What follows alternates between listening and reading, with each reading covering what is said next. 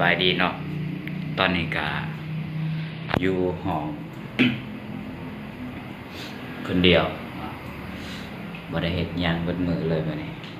นอนอย่างเดียวก็เป็นวันหยุดเนาะวันพฤหัส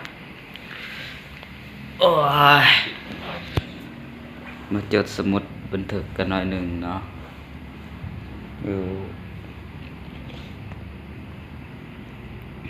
อยู่ห้องเฮาไปกินก๋วยเตี๋ยวมาเนาะของยานี่นี่กินไปแล้วถ้วยหนึ่งซื้อกลับมาอีกถ้วยหนึ่งเนาะนี่สั่งใหม่เป็นจะบ่ฮู้ว่าสิกินเบิดหรือบ่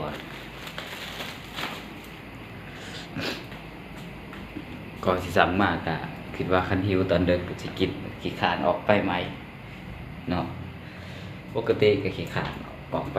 ข้างนอกนั่นแหละแบบบ่อยากออกไปเฮ็ดอีหยังนะขี้ขานวันหยุดก็อยู่แต่ห้องเนาะมื้อนี้ก็วันพฤหัส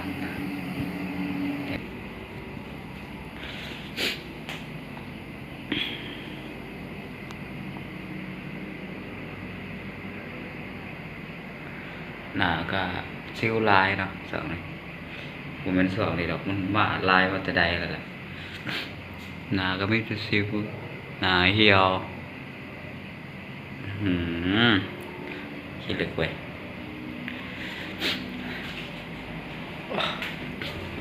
ว่าสิซักเครื่องก็บ่ได้ซักนี่ก็จักสิเปลี่ยนแปลงนิสัยแนวใดเนาะเดี๋ยวว่าเฮ็ดไปเรื่อยๆนี่ก็บันทึกเพื่อสิฮู้ว่าในเวลาข้างหน้าอาจจะได้กลับมาเบิ่งตัวเองเนาะว่าตอนนี้ตอนอายุส่ำนี้เฮาเฮ็ดอิหยังอยู่เฮาเป็นไผอยู่ไสเนาะตอนนี้ก็อยู่เมืองปทุมนั่นแหละประเทศไทยมาหาเวียกเฮ็ดงานทำอยู่เป็นพนักงานเสิร์ฟอาหารอยู่ร้านอาหารเนาะได้เงินเดือนละ10,000ต้นๆ10,000ถ้วนนี่แหละเนาะก็มีทิปมีหยังกินข้าวน้ำเขาเอาก็ได้เสียแต่ค่าห้องพักกับค่าเฮ็ดไปต่อพาสปอร์ตแต่ละมื้อ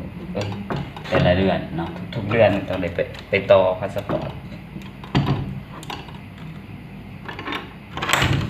เมื่อยเนาะมาเฮ็ดเวียกอยู่ต่างบ้านต่างเมืองเฮาก็ได้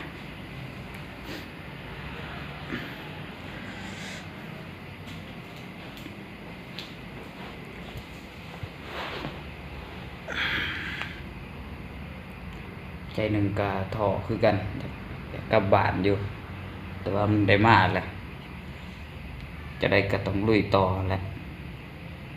นี่ก็มาได้4-5 เดือนก็ยังบ่ทันได้ฝากเงินเมื่อให้พ่อแม่จะเก็บเลยเนาะนี่ซำนี้ก็ยังถือว่าโชคดีเนาะเพราะว่ามาก็อาศัยว่าอยู่นำเอื้อยนำน้องอาศัยว่ามีเอื้อยมีน้องอยู่ก่อนแล้วเฮามานำเขาพักนำเขากินนำเขาก่อนก็สามหางานได้เขาก็หางานให้เฮาจนได้มาเฮ็ดงานอยู่ห้านนี่แหละสำหรับบาง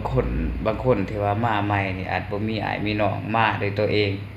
เริ่มต้นใหม่นี่ก็ยากแน่แหละ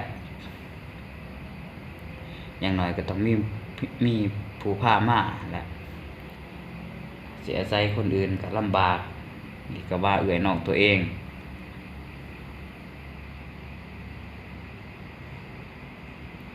งานอยู่หั่นก็ค่อนข้างจำกัดหลายอย่างเนาะเฮาอยู่ในจำนวนคนหลายคนอยู่ในกลุ่มคนหลายคนเฮาบ่สามารถสิเฮ็ดทุกอย่างตามใจเฮาได้เฮ็ดมันสิว่าอยากเฮ็ดหยังก็เฮ็ดเฮาต้องเบิ่งหมู่เบิ่งโตนั่นแหละเนาะอยู่มันสิได้เป็นว่าอิสระคือบ้านเฮาอยากตื่นจักโมงก็ตื่นอีกเฮ็ดหยังก็เฮ็ดตามใจมาปีก็ต้องได้แข่งกับเวลา แข่งกับค่าใช้จ่ายคันเฮาบ่เฮ็ดเวียกก็บ่ได้สิไปลิ้นหลายก็บ่ได้เสียเวลาเนาะ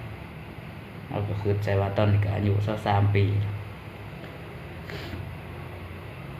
มันบ่ทันได้มีหยัง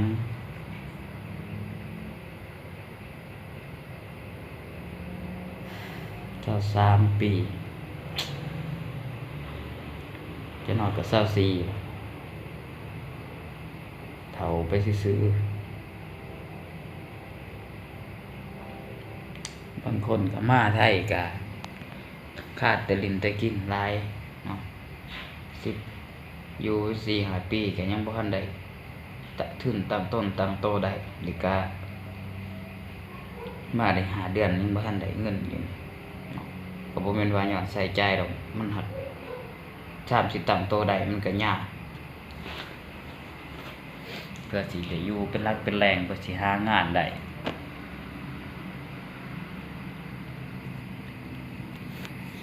เวลาสิโทรหาพ่อแม่ก็จนสิบ่มีโทรหาเอื้อยหาน้องก็สิได้ร่วมกันก็ถึงยากเฮ้ยมาเฮ็ดเวียกนี่คือบ่แม่นง่ายอันนี้ก็บันทึกก็ซ้ำนี่แหละครับกิจวัตรประจำวันก็บ่ได้เฮ็ดหยังมื้อนี้อยู่ห้องนอนอยู่ห้องวันหยุดพักผ่อนเนาะอีกการไปใช้ก็ขี้ขาดออกไปนอกสิไปซื้อของกินยังขี้ขาดอยู่ในห้องนี่ก็ไปกินก๋วยเตี๋ยว3ละ40 บาทซื้อมาห้องอีกถุงนึง